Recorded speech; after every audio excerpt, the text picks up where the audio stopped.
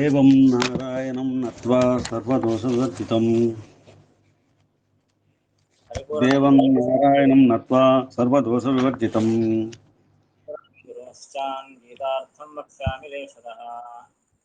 పరిపూర్ణం గురుం చాన్ గీతార్థం వక్ష్యామి లేశతః పరిపూర్ణం గురుం చాన్ గీతార్థం వక్ష్యామి లేశతః సమస్తగుణ సంపూర్ణం సర్వదోషవివర్జితం సమస్తగుణ సంపూర్ణం సర్వదోషవివర్జితం నారాయణం నమస్కృత్య గీతా తాత్పర్యముచ్యతే నారాయణం నమస్కృత్య గీతా తాత్పర్యముచ్యతే నారాయణం నమస్కృత్య గీతా తాత్పర్యముచ్యతే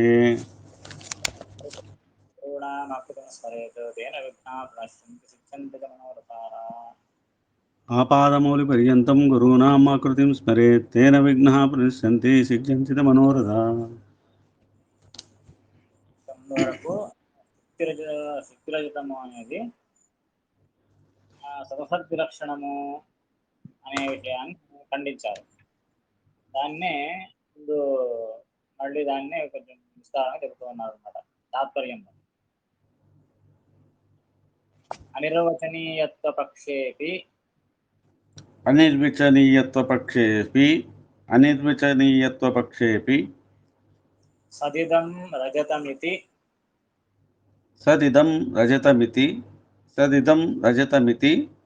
అవిద్యమానసత్వ ప్రతీతిం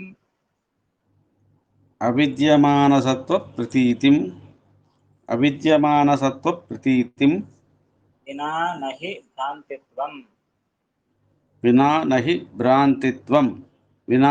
భ్రాంతిత్వం అనిర్వచనీయత్వ పక్షేపి అంటే ఆ శక్తిరహితమైనది అనిర్వచనీయత్వము, అది అనిర్వచనీయము అని చెప్పే పక్షంలో కూడా అనిర్వచనీయత్వ పక్షేపి అంటే ఈ శక్తిరహితము అనేది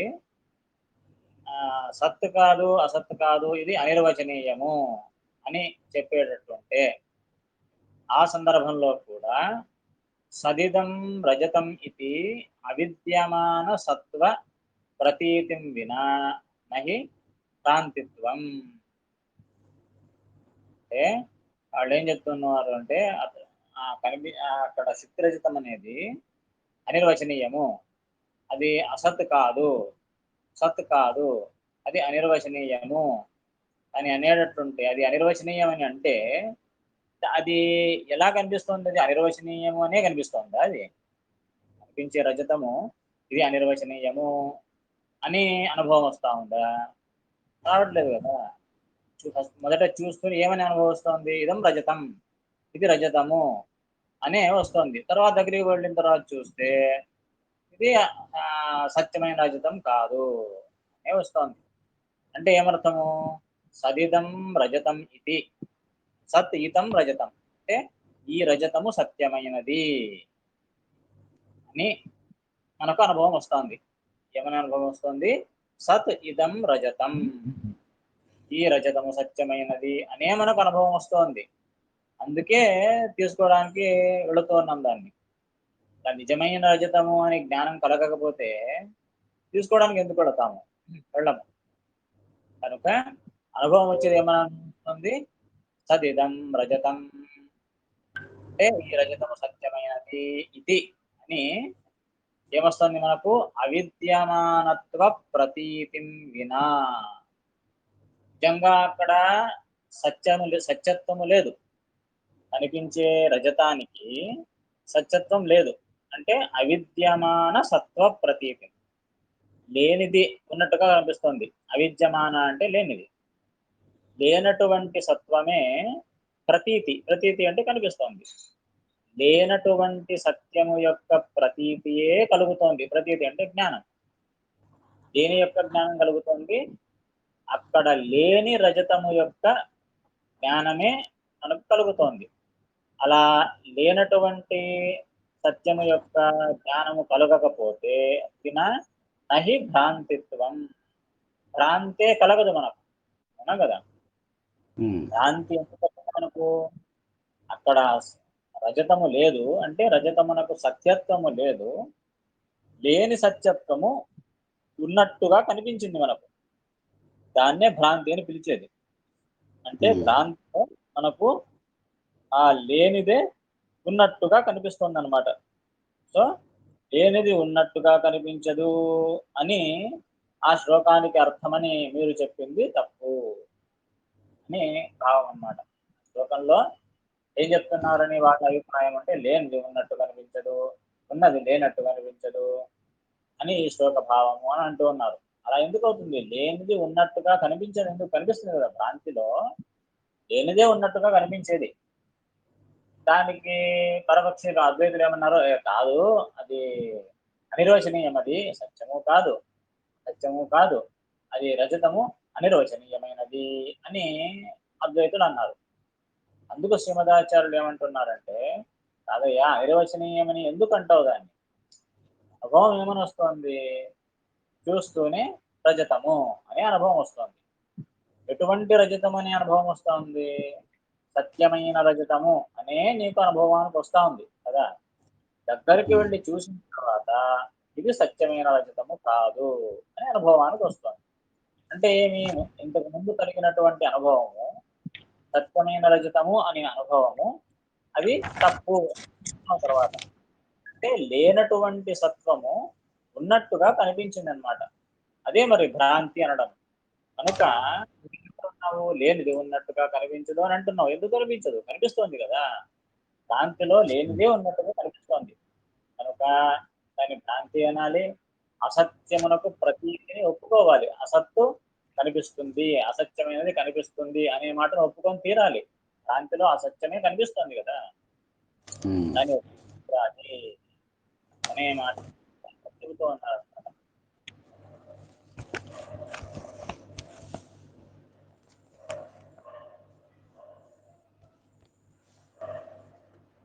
ఈ వాక్యం అర్థమైంది కదా. సార్. అలాగే తర్వాత వాక్యంలో కూడా మరొక మాటను చెప్తున్నా చూడండి. భ్రాంతి సత్వ అంగీకారేటి. భ్రాంతి సత్వ అంగీకారేపి. భ్రాంతి సత్వ అంగీకారేపి. అభ్రాంతం సదిదం రజతం. అభ్రాంతం సదిదం రజతం. అభ్రాంతం సదిదం రజతం. ఇత్యవిద్యమాన ఇత్ అవిద్యమాన. ఇత్ అవిద్యమాన. సత్వ ప్రతీతౌ హి. సత్వ ప్రతీతౌ హి. సత్వ ప్రతీతౌ హి. ప్రవర్తతే. ప్రవర్తతే. అంటే భ్రాంతి సత్వ అంగీకారేకి దానికి వాళ్ళు ఏమంటారంటే, ఇంతవరకు మనం ఏం చెప్పాము? అసత్యమైనదే కనిపిస్తుంది అని మనం అన్నాము. శివరాశులు చెప్పారు. దానికి అతడేమంటాడు? కాదయ్యా, కనిపించేటటువంటిది ఏమిటంటే భ్రాంతి సత్వ అంగీకారేది. నిజమే, భ్రాంతి కాలంలో మాత్రమే కనిపిస్తుంది అది. భ్రాంతి సత్వ, భ్రాంతి కాలములో మాత్రము దానికి సత్వము ఉన్నది అని అంగీకరించినప్పటికీ భ్రాంతి కాలంలో సత్యము అది. దాన్ని ఎవరు ప్రాతిభాషిక సత్యము అంటారు. ప్రాతిభాషికం అంటే కేవలం కనిపిస్తుంది అంతే, కనిపిస్తూ ఉంది. ప్రాతిభాషికం అది అంటే కేవలం కనిపిస్తుందంటే అన్నప్పుడు అని ఒప్పుకున్నప్పుడు కూడా అభ్రాంతం సదిదం రజతం ఇది అవిద్యమాన సత్వ ప్రతీతౌ హి ప్రవర్తతే. అప్పుడు శివదాచార్యం అంటున్నారు, నిజమే, తాత్కాలికంగా అది ప్రాతిభాషికము, కేవలం అప్పుడు కనిపిస్తోందంటే నిజమేయా. అప్పుడు కనిపించని ప్రవృత్తి ఇప్పుడు తీసుకోవడానికి అయితే వెళుతూ ఉన్నామా, అది కనిపించేది ఏమని కనిపిస్తుంది? నీకు అనుభవమే ప్రమాణం అంటున్నారు. కనిపించేది అది ప్రాతిభాషిక సత్యము అని నీకు అనుభవం వస్తా ఉందా? ఇది ప్రాతిభాషికమైన సత్యము అనే అనుభవం వస్తుంది నీకు. అలా అనుభవం రావట్లేదు. ఏమని అనుభవం వస్తుంది? ఇది సత్యమైన రజతము అనే అనుభవం వస్తుంది నీకు కదా. సదిదం రజతం అనే అనుభవం వస్తుంది మనకు. ఈ విధంగా సదితం రజతం ఇది అవిద్యమాన సత్వ ప్రతీతౌ హి. అవిద్యమాన అంటే లేనటువంటి సత్వ, ఆ సత్వము యొక్క ప్రతీతవు జ్ఞానము కలిగినప్పుడే, లేనటువంటి ఆ రజతము యొక్క సత్వము యొక్క ప్రతీతి జ్ఞానము కలిగినప్పుడే ప్రవర్తతే, ప్రవర్తిస్తాడు ఇతడు. అంటే ఆ రజతాన్ని తీసుకోవడానికి ప్రవర్తిస్తాడు. అంటే అది ప్రాతిభాసికమండి, ఆ రజతము సత్యమైనది కాదు అని అన్నప్పటికీ, నిజమే ప్రాతిభాసికమైనప్పటికీ నీకు అనుభవం వచ్చేటప్పుడు ఏమని అనుభవం వస్తుంది? ఇది ప్రాతిభాసికమైనది అని అనుభవం వస్తుందా? అలా అనుభవం రావట్లేదు కదా. సత్యమైన రజతము అనే అనుభవం వస్తోంది. కనుక లేనిది ఉన్నట్టుగా కనిపిస్తోంది. దీన్నైతే మనము నిరాకరించలేం కదా. లేనిదే ఉన్నట్టు కనిపిస్తోంది అనే మాటను నిరాకరించడానికి సాధ్యం లేదు. ఎందుకు? అనుభవంలో అదే మనకు కలుగుతోంది. లేనిదే ఉన్నట్టుగా కనిపిస్తోంది. ఆ కనిపిస్తోంది కనుకనే, అంటే సత్యమైనది అని అనిపించినందునే తీసుకోవడానికి వెళుతున్నాడు. అంటే ప్రవృత్తి కలుగుతోంది. ప్రవృత్తి అంటే యాక్షన్. కలుగుతోంది ఆ ప్రవర్తన. అంటే తీసుకోవడానికి వెళ్ళడము అనేది ఎందుకు జరిగింది అక్కడ అంటే, అది ఉన్నదిగా సత్యమైన రజతము అని అనుభవానికి వచ్చినందునే ప్రవర్తిస్తూ ఉన్నాడనమాట. కనుక కనిపించేటటువంటి రజతము ఇది అసద్విలక్షణమైనది అని చెప్పడానికి లేదు. అసత్తే ఇక్కడ సత్యముగా కనిపిస్తోంది కనుక ఈ కనిపించే రజతము ఇది సదసద్విలక్షణమైనది అని చెప్పడానికి రాదు. సదసద్విలక్షణము అని చెప్పడానికి రాదు. ఎందుకు? అది అసత్యమైనదే. అసద్విలక్షణము అని ఎందుకు చెప్తావు? అసత్తే అది. అసత్యమైనది కనబడదు కదండి అంటే, అసత్యమైనది కనబడదు అని నువ్వు అనుకున్నావు. ఎందుకు కనబడదు? అసత్యమైనది కూడా కనిపిస్తుంది. దానికి అనుభవమే ప్రమాణం. ఎందుకు? ఆ శుద్ధి రజతంలో రజతము లేనే లేదు. మరి లేనటువంటి రజతమే కనబడింది కదా. కనుక అసత్యము కనబడదు అని చెప్పొద్దు. అసత్యం కనిపిస్తుంది. కనిపిస్తుంది, అందుకే తీసుకోవడానికి వెళ్ళాను. తర్వాత అది సత్యము కాదు అని తెలిసింది. తర్వాత తెలిసింది. అందుకే దాన్ని భ్రాంతి అని చెప్పేది. అంటే భ్రాంతి కాలంలో అసత్యమైనది కూడా కనిపిస్తుంది అని ఒప్పుకొని తీరాలి. కనుక కనిపించినటువంటిది అసత్యము కాదు, సత్యము కాదు అని ఎందుకంటావు? కనుక కనిపించినది అసత్యమే అని ఒప్పుకోవడానికి మనకు ఎటువంటి ఇబ్బంది లేదు అని శ్రీమదాచార్యుల మాట అన్నమాట. ఇంకా తర్వాత కంక్లూజన్ వేస్తున్నా చూడండి. తస్మాత్ ఉభయ విలక్షణం తస్మాత్ ఉభయ విలక్షణం కించిత్. కించిత్ అంటే మీరు చెప్పినట్లుగా తస్మాత్ అంటే ఆ కారణం వల్ల, ఉభయ విలక్షణం. ఉభయ విలక్షణం అంటే రెండింటి కంటే భిన్నమైనది అంటే అర్థమేమి? సద్విలక్షణం, అసత్ అంటే సదసద్విలక్షణం అని అర్థం. అతని ప్రకారంగా ఏమిటి? కనిపించే రజతము సదసద్విలక్షణము అని చెప్పాడు అతడు. అందుకు శ్రీమదాచార్యులు ఇంతవరకు నిరాకరణ చేసి చివరికి ఏమంటున్నారు? తస్మాత్ ఆ కారణంగా ఉభయ విలక్షణం అంటే సదసద్విలక్షణం అని అర్థం. ఉభయ విలక్షణం అంటే సదసద్విలక్షణం అనేటటువంటి వస్తువు న కించిత్, ఎక్కడ ఏ పదార్థము లేదు. ప్రపంచంలో సదసద్విలక్షణము అనే పదార్థమే లేదు. కనుక మీరు చెప్పినట్లు ఈ శుక్తి రజతము సదసద్విలక్షణము అని చెప్పడానికి లేదు. ఒకటి అసత్యమైన అయి ఉంటుంది, లేదా అసత్యమైన అయి ఉంటుంది, అంతే ఒక పదార్థము. అంతే తప్పనిస్తే సదసద్విలక్షణము అనే పదార్థమే జగత్తులో లేదు. కనుక ఈ శుక్తి రజతాన్ని దృష్టాంతంగా ఇచ్చి ఈ జగత్తు కూడా సదసద్విలక్షణమైనది అని చెప్పడానికి వెళుతూ ఉన్నారు. ఆ శ్లోకంలో ఇదే చెప్తూ ఉన్నారు అని వాళ్ళ మాట. దాన్ని ఖండిస్తున్నారు అన్నమాట. అసలు ప్రపంచంలో సదసద్విలక్షణము అనే వస్తువే లేదు. ఒకట ఉంటే సత్యమైన ఉండాలి, లేదా అసత్యమైన ఉండాలి, అంతే. సత్యము కానిది, అసత్యము కానిది, ఆ సదసద్విలక్షణము, అనిర్వచనీయము అనే పదార్థమే లేదు. దాన్ని చెప్తున్నారు.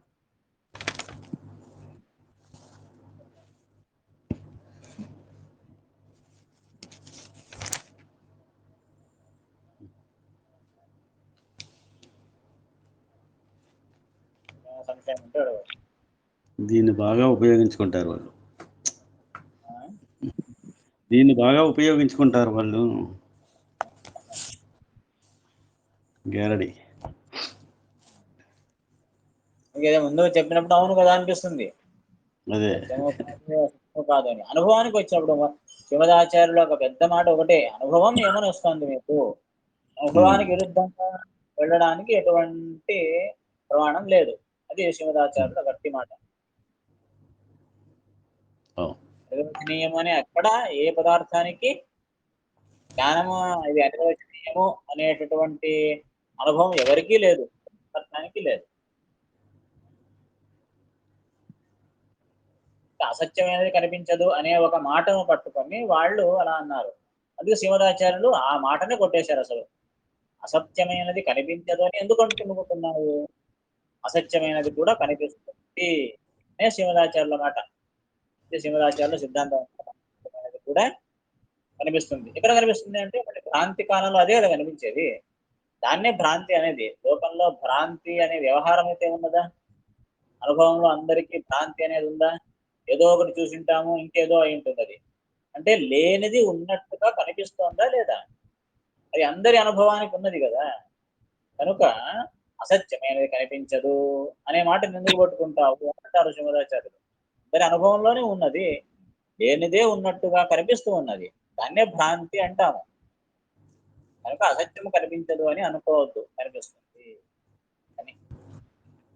అది ఆ క్రియ ఒక్క భగవంతుని విషయంలో అనిర్వచనమైన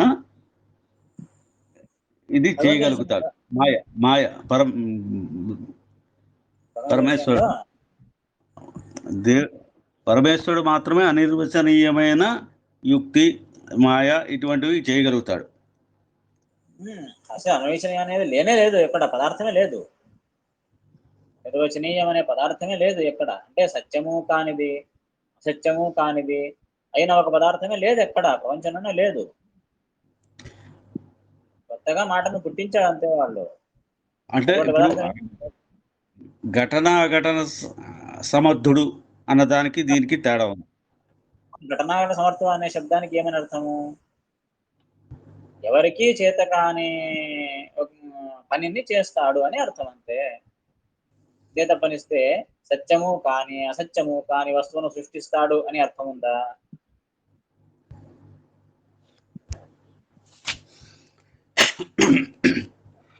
ఘటనాఘటన సమర్థుడు అంటే అర్థం ఏంటి? ఎవరికీ చేత కాని పనిని చేస్తాడు అని అర్థం అంతే. అఘటన అంటే ఎవరికీ ఘటించినటువంటి కార్యాన్ని అతడు ఘటింపజేస్తాడు ఇంతే. సాధారణమైన అనంతమైన సామర్థ్యము గలవాడు అనే దానికి అర్థం తప్పదు. సత్యము కానటువంటి అసత్యము కానటువంటి వస్తువును సృష్టిస్తాడు అని అర్థం కాదు కదా. అటువంటి వస్తువే లేదు ప్రపంచంలో. ఏ సత్యమై ఉంటుంది లేదా అసత్యమై ఉంటుంది అంతే. రెండు కానటువంటి పదార్థం లేనే లేదు ప్రపంచంలో, ఎక్కడ లేదు. Okay sir. భగవంతుడు కూడా అనిర్వచన పదార్థం సృష్టించడు, ఎందుకు అటువంటి పదార్థమే లేదు కనుక.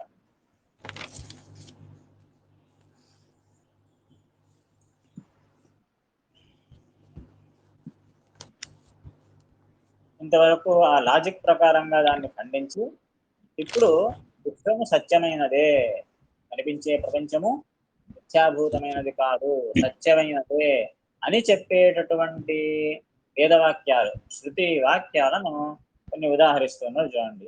విశ్వం సత్యం, విశ్వం సత్యం, విశ్వం సత్యం, యచ్చికేత సత్యమిత్, యచ్చికేత సత్యమిత్, యచ్చికేత సత్యమిత్, కవిర్మనీషి, కవిర్మనీషి, కవిర్మనీషి, పరిభూ స్వయంభూ, పరిభూ స్వయంభూ,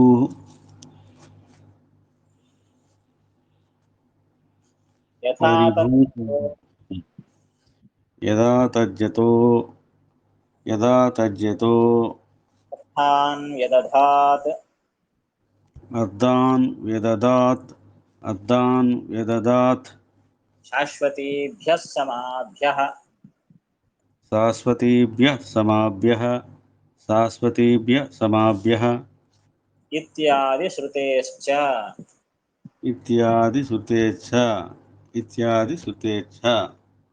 ఇత్యాది శ్రుతేశ్చ అంటే ఇవే మొదలైన, ఇత్యాది అంటే ఇవే మొదలైన, శ్రుతేశ్చ శృతి, శృతి అంటే వేదము, ఇత్యాది వేదవాక్యముల వల్ల కూడా ఈ విశ్వము యొక్క సత్యత్వము నిర్ణయింపబడుతోంది. ఈ ప్రపంచము సత్యమైనదే అనే విషయము వేదములలో కూడా ఈ వేదవాక్యముల వల్ల నిర్ణయింపబడుతోంది అని కొన్ని వేదవాక్యాలను ఉదహరిస్తున్నారు అనమాట. మొదటిది విశ్వం సత్యం, ఇదొక వేదవాక్యం. విశ్వం సత్యం భగవానాయోరిదా కశ్చన ప్రమేంతి వ్రతం వాం అని ఆ మంత్రం యొక్క పూర్తి వాక్యం అన్నమాట. అందులో మొదటి రెండు పదాలు ఇచ్చారు, విశ్వం సత్యం, కనిపించే విశ్వం అంతా కూడా సత్యమైనటువంటిది అని వేదమే చెబుతోంది. ఇది ఒక వాక్యము. ఇంకో వాక్యము యచ్చికేత సత్యమిత్, యచ్చికేత సత్యమిత్ తన్నమోఘం అని ఒక వేదవాక్యం ఉన్నది. అంటే ఏ భగవంతుడు సృష్టించినటువంటి జగత్తు సత్యమైనదే. యచ్చికేత అంటే ఏది సృష్టించాడో భగవంతుడు, సత్యమిత్ ఇది సత్యమైనది అని అర్థం. ఇది కూడా వేదమే చెబుతోంది. ఇది ఒక వాక్యం. మరొక వాక్యము కవి మనీషి పరిభూ స్వయంభూ యథాదచ్చత అర్థాన్ వ్యదధాత్ శాశ్వతీభ్య సమాభ్య, ఇది ఒక వేదవాక్యం. అంటే కవి, కవి అంటే సర్వజ్ఞుడు అని అర్థం, జ్ఞాని అని అర్థం. అంటే సాధారణ కవి అంటాడు కదా, కవి అనే శబ్దానికి సంస్కృతంలో ఏమర్థము, సర్వజ్ఞుడు మహాజ్ఞాని అర్థం అన్నమాట. సో సర్వజ్ఞుడైన మనీషి, మనీషి అంటే అందరి మనస్సులను ప్రేరేపించేవాడు అని అర్థం, మన ప్రవర్తకుడు. అటువంటి మనీషి. పరిభూ, పరిభూ అంటే సర్వోత్తముడు అని అర్థం. పరిభూ అంటే పరిభవతి అందరినీ గెలుస్తాడు అంటే సర్వోత్తముడు అని అర్థం పరిభూ అంటే. స్వయంభూ అంటే స్వతంత్రుడు అని అర్థం. ఇటువంటి భగవంతుడు యథాతథ్యత అంటే ఉన్నది ఉన్నట్టుగా అంటే సత్యంగా అని అర్థం. యథాతథ్యత అర్థాన్, అర్థాన్ అంటే పదార్థములు, సమస్తమైన జగత్తులో ఉండే పదార్థాలన్నింటినీ యథాతథ్యత అంటే సత్యముగానే యదధాత్ అంటే సృష్టించాడు. ఎప్పటి నుంచి జరుగుతోంది సృష్టి అంటే శాశ్వతీభ్య సమాభ్య. శాశ్వతీభ్య అంటే అనాది, సమాభ్య సమ అంటే సంవత్సరములు, అనాది సంవత్సరముల నుండి అంటే అనాది కాలము నుండి ఈ సృష్టి ఇదే విధంగా జరుగుతూ ఉన్నది అని అర్థం. సృష్టికి మొదలు లేదు, తుది లేదు. అనాది కాలం నుండి ఈ ప్రపంచం సృష్టింపబడుతోంది, రక్షింపబడుతోంది, మళ్ళీ ప్రళయకాలంలో నాశమవుతుంది, మళ్ళీ సృష్టి సంహారం, ఇవి చక్రం జరుగుతూనే ఉన్నది అనాది కాలం నుండి.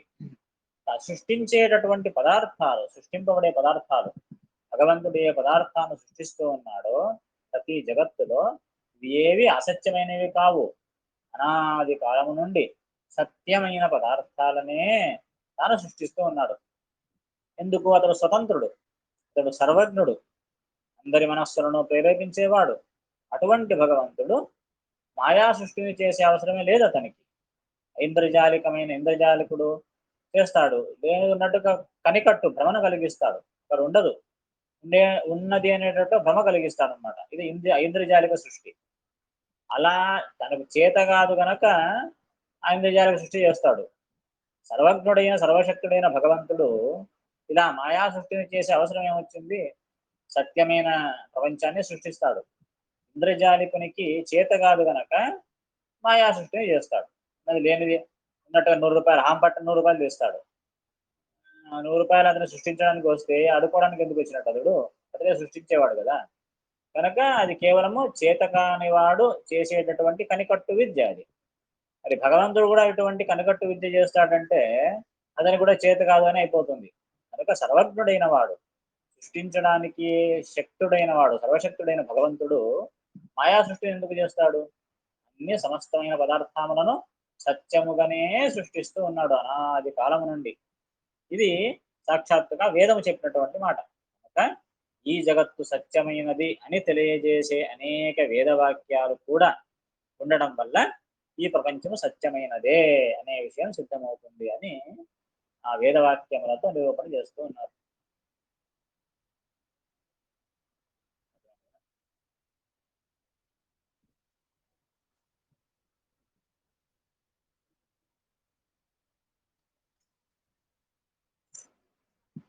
ఇప్పటికీ 16వ శ్లోకం యొక్క తాత్పర్యం ముగిసింది. 17వ శ్లోకం చెప్తున్నాను. ఏమైనా సంశయం ఉంటే వచ్చింది.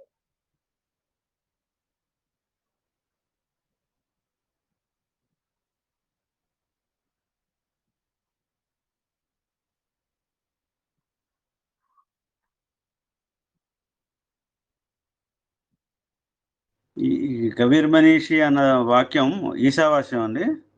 అవునవును, విశ్వాసం. ఎక్కడ కనబడటం లేదు నాకు. సరే, ఇంకోటి దానికి ఏమన్నా సమానమైన వర్డ్ ఏమైనా ఉందంటారా? చివరి నుండి 3-4 శ్లోకం ఉన్నట్టుంది. కబీర్ మనీషి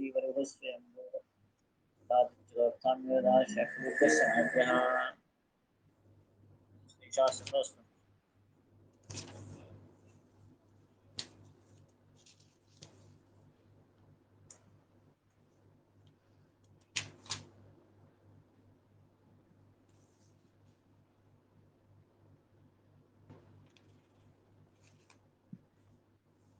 టోటల్ 20 మంత్రాలు కనబడుతుంది.